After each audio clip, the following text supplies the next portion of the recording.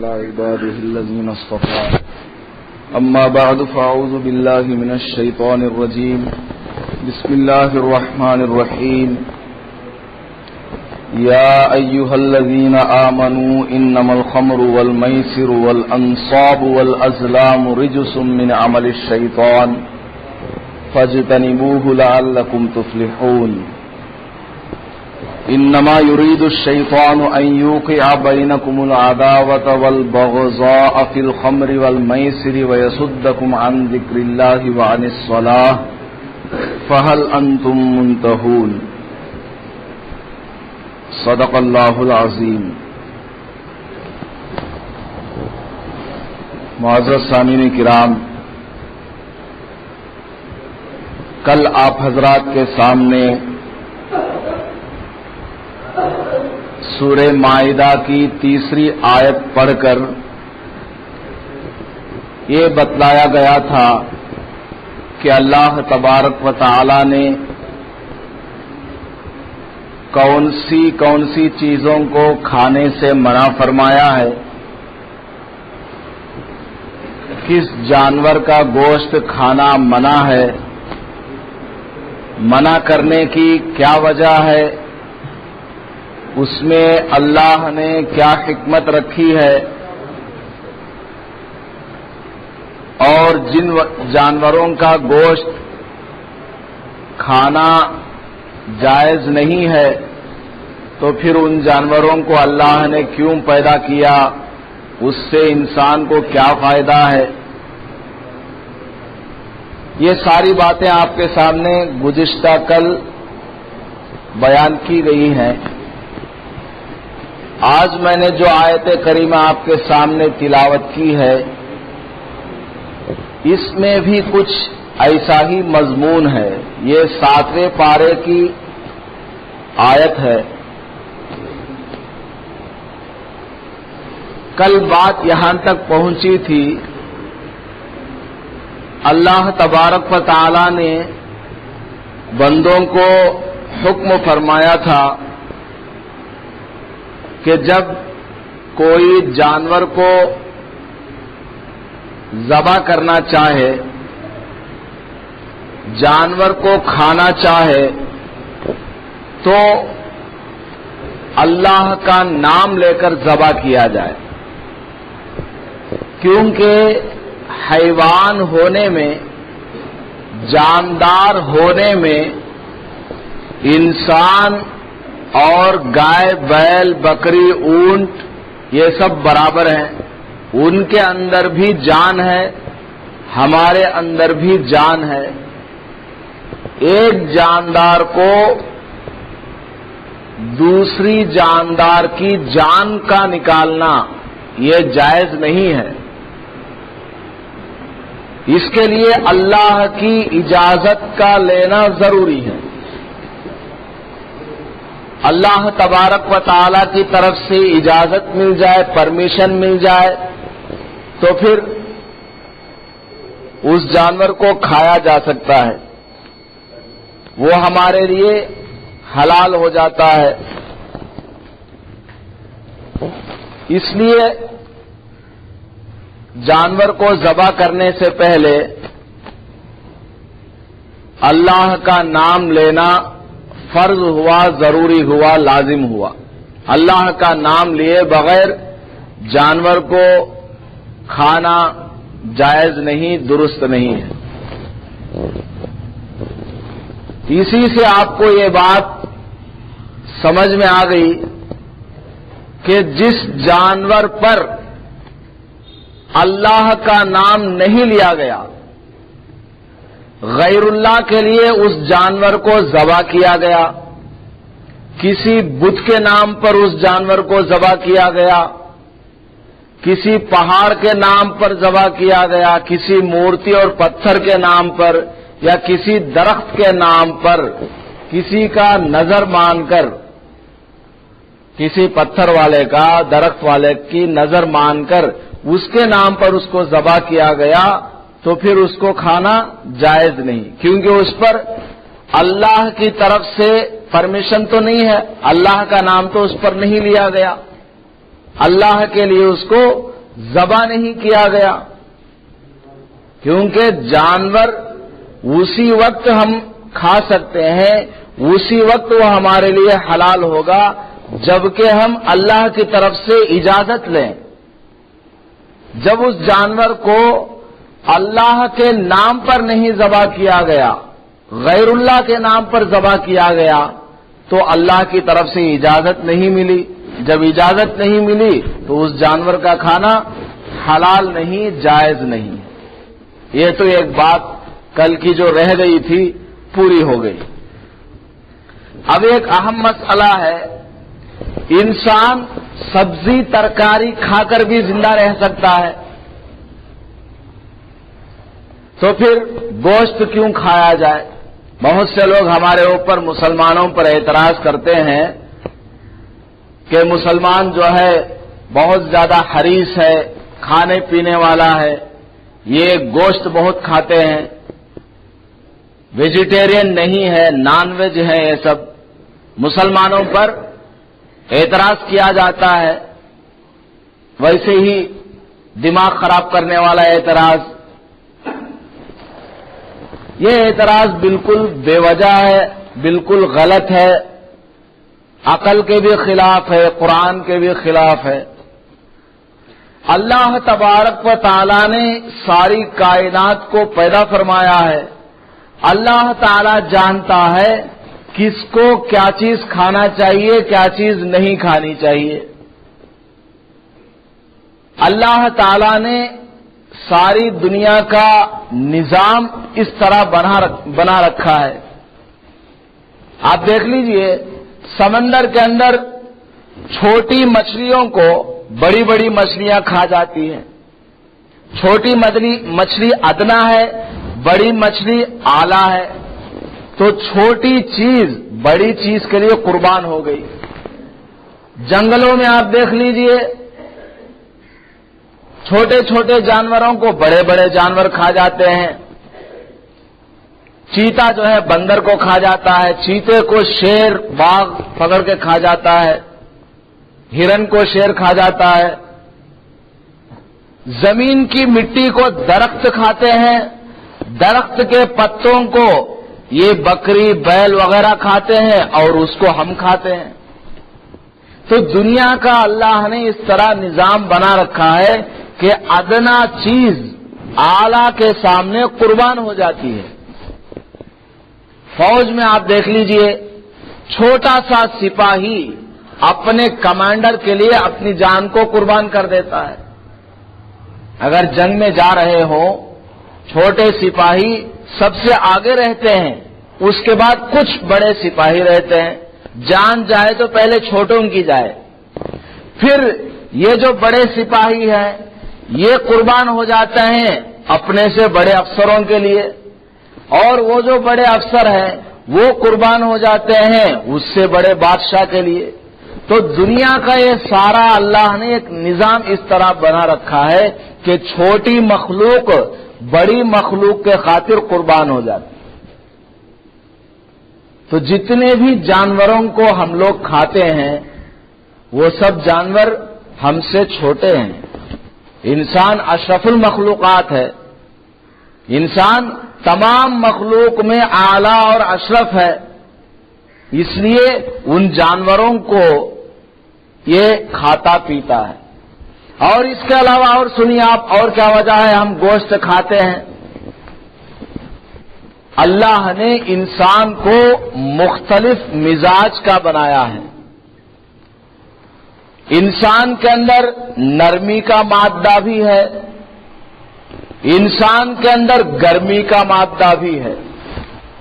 اگر انسان نرم ہی نرم رہے، مٹھو میاں بن جائے، تو گلی کا چھوٹا بچہ بھی اس کو گالی دے گا، عورتیں بھی اس کو مار مار بھگائیں گی، بالکل پاگل ہے، بہت ہی زیادہ نرم ہے۔ اور اگر انسان بہت ہی زیادہ غصے والا ہو، غیظ و غضب والا ہو، بہت زیادہ بہادری دکھانے والا ہو، تو پھر اس کو بھی جو ہے دنیا میں عزت نہیں ملے گی، اس کا جینا دوبھر ہو جائے گا۔ تو انسان کا مزاج مختلف ہے، کہیں اس کو نرمی سے کام لینا پڑتا ہے، پیار و محبت سے کام لینا پڑتا ہے، کہیں تھوڑا ہمت دکھانی پڑتی ہے، کہیں تھوڑا غصہ دکھانا پڑتا ہے، غضب دکھانا پڑتا ہے، جب جا کے اس کی زندگی، اس کی ضروریات مکمل ہوں گی۔ اگر ہر جگہ وہ نرمی برتے کام نہیں چلے گا، اگر ہر جگہ وہ غصہ ہی غصہ دکھلائے کام نہیں چلے گا۔ جہاں پر غصہ دکھانا ہے وہاں پر غصے سے وہ کام لے گا، جہاں پر پیار اور محبت دکھانا ہے، نرمی دکھانی ہے، وہاں پر وہ پیار اور محبت دکھائے گا، نرمی دکھائے گا۔ تو انسان کا مزاج یہ مختلف ہے، ڈیفرنٹ ہے، اس لیے انسان کو چاہیے کہ وہ مختلف قسم کی چیزیں کھائے۔ ہمیشہ وہ ترکاری اور سبزی کھاتا رہے گا، اس کا مزاج نرم ہو جائے گا، صرف وہ نرم رہے گا، اس کے اندر غصہ ہی نہیں۔ اس کی بیوی کی ساڑی پکڑ کر کوئی کھینچے گا کچھ نہیں بولے گا، کیوں؟ ویجیٹیرین ہے۔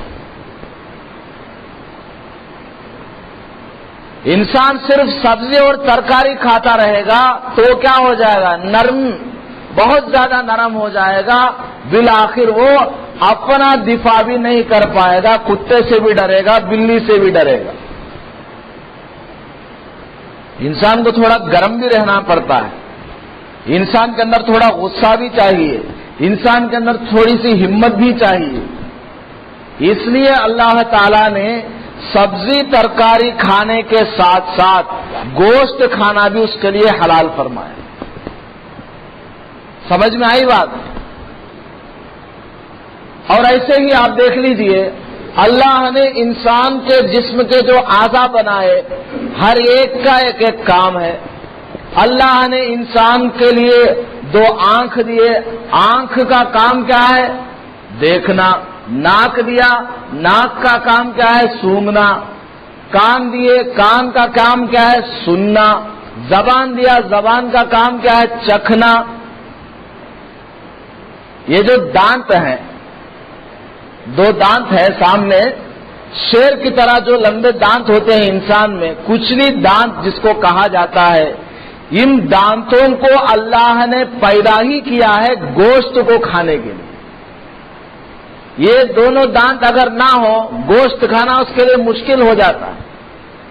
شیر کے جس طرح 2 دانت ہوتے ہیں لمبے لمبے، اس طرح کے کچلی دانت ہر انسان کو اللہ نے دیا ہے۔ ان دانتوں کا کام ہی یہی ہے کہ وہ گوشت کو چیر کر کھائے۔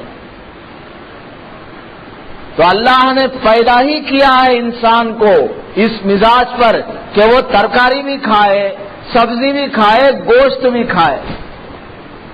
مسلمانوں پر یہ اعتراض جو لوگ کرتے ہیں غلط کرتے ہیں۔ ان کو سمجھا یہ نان ویج رہو گے، تمہاری بیوی کی ساڑی کوئی کھینچے گا، تم ویسے ہی رہو، کچھ نہیں کر پاؤ گے۔ ان کو پیار سے سمجھانا چاہیے، ایسی بات نہیں۔ مذہب اسلام کے اندر جتنے بھی قانون ہیں، ضابطے ہیں، وہ سب انسان کے فطرت کے مطابق ہیں۔ اللہ تعالیٰ احکم الحاکمین ہے، وہ جانتا ہے کہ انسان کو پیدائش سے لے کر موت تک کامیاب زندگی گزارنے کے لیے کن کن چیزوں کی ضرورت ہے، وہ جانتا ہے۔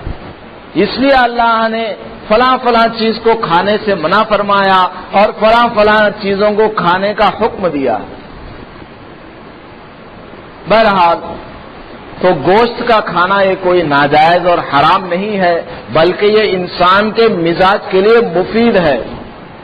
سبزی ترکاری کے ساتھ اس کو بھی کھاتے رہنا چاہیے۔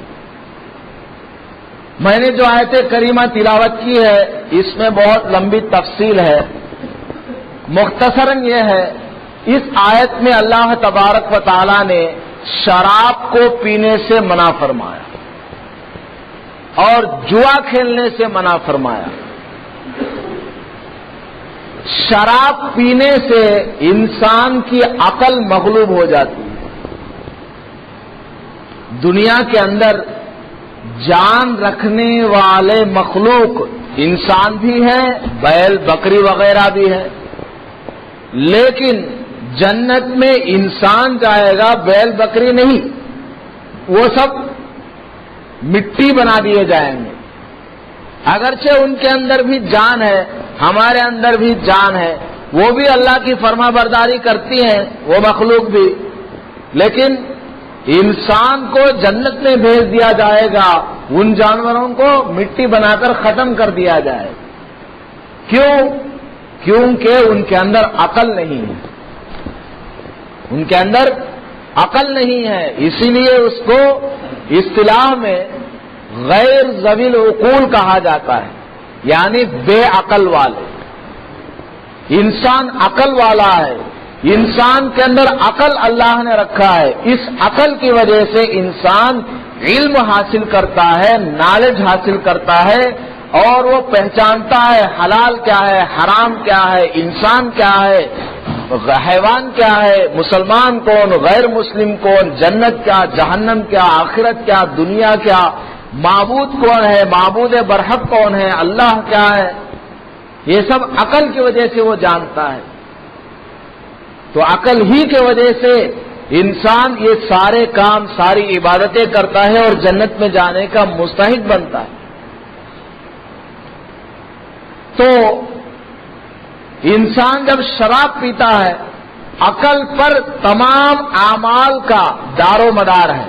عقل صحیح سالم رہے گی، انسان صحیح کام کر سکتا ہے. عقل ختم، وہ سڑکوں پہ جا کے سو جاتا ہے، غلاظت اٹھا کے کھا لیتا ہے، کپڑے پھاڑ کر سڑکوں پہ بھاگنے لگتا ہے. عقل اگر صحیح رہے تو انسان کا عمل بھی صحیح رہے گا. اور یہ شراب جو ہے نشہ آور چیز، اس کو پینے سے انسان کی عقل پر فرق پڑ جاتا ہے، انسان کی عقل خراب ہو جاتی ہے، دھیرے دھیرے ممکن ہے کہ وہ پاگل ہو جاتے ہیں. اب آپ ساری دنیا کا ورلڈ میپ اپنے سامنے رکھ لیجیے. جس ملک کے اندر سب سے زیادہ شراب نوشی ہوتی ہے، شراب پی جاتی ہے، اس ملک کے اندر پاگل زیادہ پائے جاتے ہیں، پاگل خانے زیادہ ہوتے ہیں. آپ ذرا ورلڈ میں آپ دیکھ لیجئے، آج کل انٹرنیٹ کا زمانہ ہے، آپ ذرا چیک کر کے دیکھیے کون سے ملک میں کتنے کتنے پاگل خانے. جس ملک کے اندر شراب خانے زیادہ ہوں گے، شراب نوشی زیادہ ہوگی، اس ملک کے اندر زناکاری زیادہ ہوگی، کیونکہ انسان کی عقل ختم ہو گئی.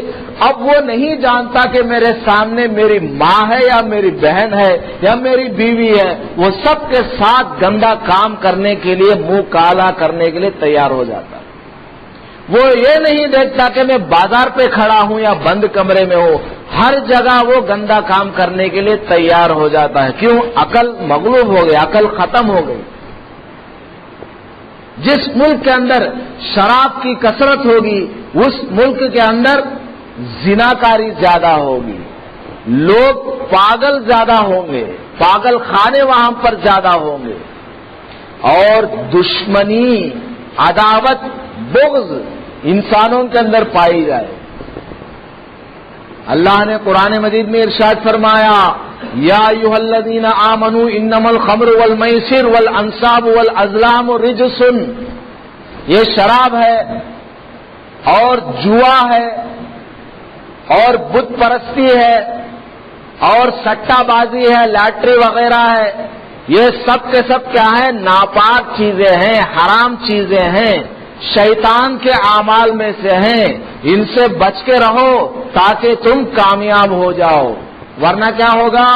انما یرید الشیطان ان یوقع بینکم العداوۃ والبغضاء فی الخمر والمیسر.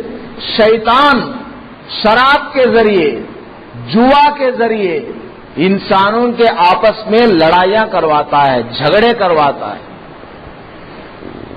جس ملک کے اندر شراب نوشی ہوگی وہاں پر زناکاری زیادہ ہوگی، لڑائی جھگڑے زیادہ ہوں گے اور پاگل خانے زیادہ ہوں گے.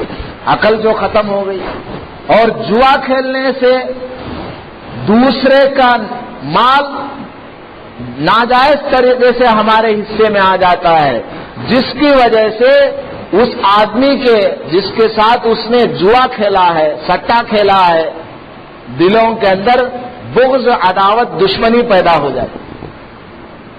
شیطان جو ہے ان دونوں چیزوں کے ذریعے بغض اور عداوت پیدا کر دیتا ہے۔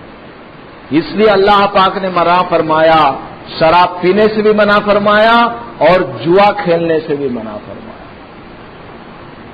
تو بات چل رہی تھی اللہ نے کن کن چیزوں سے کھانے سے منع فرمایا۔ حدیث پاک میں آتا ہے اگر کسی برتن میں مکھی گر جائے، دودھ کا پیالہ ہے اس میں مکھی گر گئی، اب اس کو نہیں کھانا چاہیے، اب اس کو نہیں پینا چاہیے۔ اگر آپ مالدار ہیں، آپ کے پاس اتنا پیسہ ہے کہ آپ جتنے دودھ میں وہ مکھی گری ہے وہ پھینک کر دوسرا دودھ خرید سکتے ہیں، آپ کے پاس اتنا پیسہ ہے تو پھر آپ اس دودھ کو نہ پیئیں، اس کو پھینک دیں، یا آپ سے جو غریب ہے اس کو دے دیں، آپ دوسرا دودھ لے کر پیئیں۔ آپ صلی اللہ علیہ وسلم نے منع فرمایا ہے جس دودھ میں، جس برتن میں مکھی گر جائے اس کے کھانے سے۔ لیکن آدمی غریب ہے، اس کے پاس روزانہ آدھا لیٹر دودھ خریدنے کے لیے روزانہ پیسہ ہے، اب وہ اس دودھ کو پھینک کر دوسرا دودھ نہیں خرید سکتا، تو کیا کرے؟ جس دودھ میں مکھی گری ہے اس مکھی کو اندر تک ڈبوئے، پورا اس کو ڈبائے، مکھی کا پورا جسم دودھ کے اندر ڈوب جائے، پھر مکھی کو نکال کر باہر پھینکے، پھر اس دودھ کو استعمال کر سکتے۔ یہ اللہ کے رسول صلی اللہ علیہ وسلم نے بیان فرمایا کب؟ 1435 سال پہلے، جبکہ کوئی سائنٹسٹ پیدا نہیں ہوا، کوئی ڈاکٹر نہیں، آپ صلی اللہ علیہ وسلم سے بڑھ کر کوئی عالم نہیں، ان سے بڑا کوئی حکیم نہیں، حضور صلی اللہ علیہ وسلم نے ویسے زمانے میں یہ بات ارشاد فرمائی۔ حضور صلی اللہ علیہ وسلم نے اس طرح کیوں فرمایا کہ اگر برتن میں مکھی گر جائے تو اس کو پھینک دو، یا پھر مکھی کو اس میں ڈبو کر پھر کھانا، مکھی کو پھینک کر؟ اس لیے کہ جتنے بھی جانور ہوتے ہیں، اکثر و بیشتر جانور کھاتے ہیں جو کھانا ان کے جسم کے لیے مفید ہوتا ہے وہ پیٹ میں چل کر ہضم ہو جاتا ہے، اور جو کھانا مفید نہیں ہوتا وہ اس کے دم میں نکل آتا ہے، اس کا حصے کا اثر دم کی طرف ہوتا ہے، اسی لیے دم نہیں کھانا چاہیے۔ جانور کا دم، بکری کا دم نہیں کھانا چاہیے، بیل کا دم نہیں کھانا چاہیے، بھینس کا دم نہیں کھانا چاہیے۔ کیوں؟ وہ مفید نہیں ہوتا انسان کے لیے، نقصان دیتا ہے۔ جائز تو ہے لیکن نہیں کھانا چاہیے، نقصان دہ۔ یہ جو مکھی ہے، مکھی بھی جب کوئی چیز کھاتی ہے اور جو مفید ہوتی ہے وہ تو پیٹ میں چلا جاتا ہے، اور جو کھانا اس کے لیے مفید نہیں ہوتا مکھی اس کے اپنے ایک پر میں کر دیتی ہے۔ جب کسی کھانے پینے کی چیز پر مکھی جا کر بیٹھتی ہے تو اس پر کو وہ کھانے کے اندر داخل کر دیتی ہے جس پر میں وہ غیر مفید غذا ہے، غیر مفید کھانا ہے، زہریلا اثر ہے۔ تو آپ صلی اللہ علیہ وسلم نے ارشاد فرمایا مکھی جب کھانے پر یا دودھ میں بیٹھتی ہے، شہد میں بیٹھتی ہے تو وہ زہریلے پر کو اس کے اندر داخل کر دیتی ہے، اس لیے اس کو نہیں کھانا چاہیے، نہیں پینا چاہیے۔ لیکن غریب آدمی ہے، اس کو پھینک کر دوسرا نہیں لا سکتا، اب کیا کرے؟ حضور صلی اللہ علیہ وسلم نے فرمایا مکھی کو پورا ڈبو دو، پھر اس کو مکھی کو باہر نکال کر پیو۔ کیوں؟ اس لیے کہ مکھی کے دوسرے پر کے اندر اللہ نے شفا رکھی ہے۔ ایک پر کے اندر زہر اگر ہے تو دوسرے پر کے اندر شفا ہے۔ یہ بھی آپ یاد رکھیے، سائنٹسٹ بھی نہیں جانتے، اسلام کے اندر اتنا لکھا ہوا ہے، جس جانور کے اندر زہر ہوتا ہے اسی جانور کے اندر شفا کا مادہ بھی ہوتا ہے۔ سائنٹسٹ کو اگر یہ بات معلوم ہو جائے تو اب وہ ریسرچ کرنے میں لگ جائے گا، اس کو ضرور مل جائے گا جس جانور کے اندر زہر ہوتا ہے اسی جانور کے اندر شفا کا مادہ بھی پایا جاتا ہے. مثلا سانپ ہے، اس کے دانتوں میں زہر ہوتا ہے، اس کے سر کے اندر اس زہر کو کاٹنے والا مادہ ہوتا ہے. ہر زہریلے جانور کے اندر یہ قاعدہ آپ چلا سکتے ہیں. تو مکھی کے بارے میں آپ صلی اللہ علیہ وسلم نے ارشاد فرمایا کہ اس کے ایک پر میں زہر ہے، دوسرے پر میں شفا ہے، تو پورے مکھی کو اس کے اندر ڈباؤ، پھر نکال کر اس کو پی لو. یہ جائز طریقہ ہے. تو نبی پاک صلی اللہ علیہ وسلم نے اور قرآن کریم نے انسانوں کو ان باتوں کی ہدایت دی ہے جن کو انسان نہیں جانتا ہے.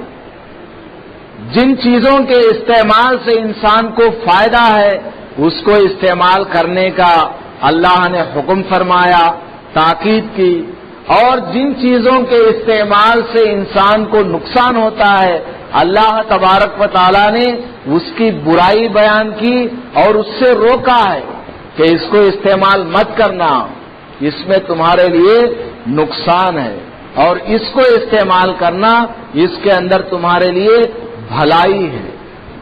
تو ہمیں اور آپ کو چاہیے کہ قرآن کریم کی تعلیمات پر عمل کریں، قرآن کریم کی تعلیمات پر غور کریں.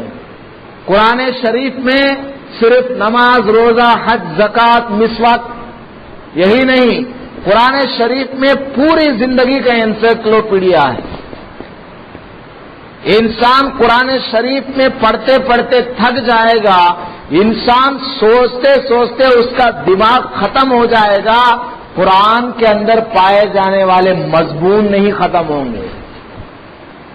قرآن کے اندر پائے جانے والے جو مضمون ہیں وہ ختم ہی نہیں ہوں گے، اتنے اس کے اندر ہے. انسان اگر غور و فکر کرے گا تو قرآن کے اندر بے شمار اس کے لیے ہدایات موجود ہیں.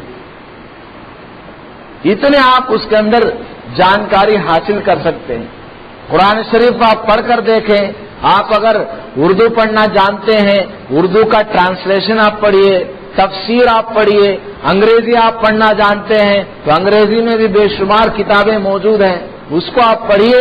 آپ کو پتا چلے گا کہ قرآن کریم میں اللہ تعالیٰ نے انسانوں کے لیے کیا کیا ہدایت رکھی، اس کے پیدا ہونے سے لے کر موت تک اور مرنے کے بعد ساری چیزوں کا اللہ تبارک و تعالیٰ نے بیان فرمایا ہے. اور احادیث کے ذریعے نبی پاک علیہ الصلوۃ والسلام نے انسانوں کو سمجھایا ہے. تو ہمیں چاہیے کہ ہم بالکل بغیر علم کے نہ رہیں، بلکہ علم کو حاصل کریں، علم سیکھیں، تو انشاءاللہ ہمیں پر لطف زندگی ملے گی. ہم کو زندگی گزارنے میں مزہ آئے گا. آج اسلام پر لوگ بہت اعتراضات کرتے ہیں، ہم ان کو آج جواب نہیں دے سکتے، ہم ان کے سامنے کچھ نہیں بول سکتے. کیوں؟ ہمارے پاس نالج نہیں، ہمارے پاس علم کی کمی ہے، یا ہمارا تعلق علماء سے نہیں ہے. اگر ہمارا تعلق علماء سے ہوتا یا ہمارے پاس خود علم ہوتا تو ہم ان کا جواب اچھے انداز میں دے سکتے ہیں. ان کے تمام شبہات کو، شکوک کو ہم اچھے انداز میں ظاہر کر سکتے ہیں کہ ہمارا لباس ایسا کیوں ہے، ہم داڑھی کیوں رکھتے ہیں، ہم نمازیں کیوں پڑھتے ہیں، اللہ نے ہم کو کیوں پیدا کیا، اللہ تبارک و تعالی ہی صرف ایک خدا کیوں ہے. ان ساری باتوں کا جواب ہمارے پاس موجود ہے. تو ہم کو جانکاری حاصل کرنا چاہیے. اللہ تعالیٰ سے دعا ہے کہ اللہ تبارک و تعالی مجھے اور آپ کو اور تمام مسلمانوں کو دین کا علم حاصل کرنے کی توفیق نصیب فرمائے، قرآن کریم کی تعلیمات کو سیکھنے سکھانے کی توفیق نصیب فرمائے. وآخر دعوانا الحمد للہ رب العالمین. روزے کا ایک مسئلہ ہے. اگر روزے دار ہے اس کو یاد نہیں روزہ، اب وہ چائے پی لیا یا کھانا کھا لیا، پیٹ بھر کر کھا لیا، جب بھی اس کا روزہ نہیں ٹوٹا، یاد نہیں اس کو، بالکل بھی یاد نہیں ہے. اس لیے اس کا روزہ نہیں ٹوٹتا ہے۔ حدیث میں آپ صلی اللہ علیہ وسلم نے ارشاد فرمایا اللہ تعالیٰ نے اس کو کھلایا اور پلایا، اس کا روزہ نہیں ٹوٹا کیونکہ اس کو یاد نہیں ہے۔ لیکن اگر دوسرا آدمی اس کو دیکھ رہا ہے کہ یہ روزے سے ہے اور کھا رہا ہے تو اس کو دیکھنا چاہیے کہ سامنے والا روزے دار کمزور ہے یا طاقتور ہے۔ اگر کمزور ہے تو پھر اس کو کھانے دو، اس کو یاد نہیں ہے کھا رہا، کھانے دو، روزے کی حالت میں اگرچہ ہے۔ لیکن اگر وہ طاقتور ہے، ہٹا کٹا ہے، تو ایسی صورت میں سامنے والا اس سے کہے بھائی تیرا تو روزہ ہے، تم پانی پی رہے ہو، تم چائے پی رہے ہو، وہ فوراً ہاتھ ہٹا لے گا، چائے کو پانی کو تھوک دے گا، روزے میں کوئی فرق نہیں پڑے گا۔ اور ایسے ہی راستے سے جا رہے ہیں، راستے میں کوئی سگریٹ پی رہا ہے، اس کے دھواں آپ کے منہ میں چلے گیا، اندر چلا گیا، تو اس سے بھی روزہ فرق نہیں پڑے گا، اس سے روزہ نہیں ٹوٹے گا۔ آپ گاڑی میں جا رہے ہیں، مکھی منہ میں چلی گئی، مچھر منہ میں چلا گیا، یا دھواں اندر چلا گیا، دھول اندر چلی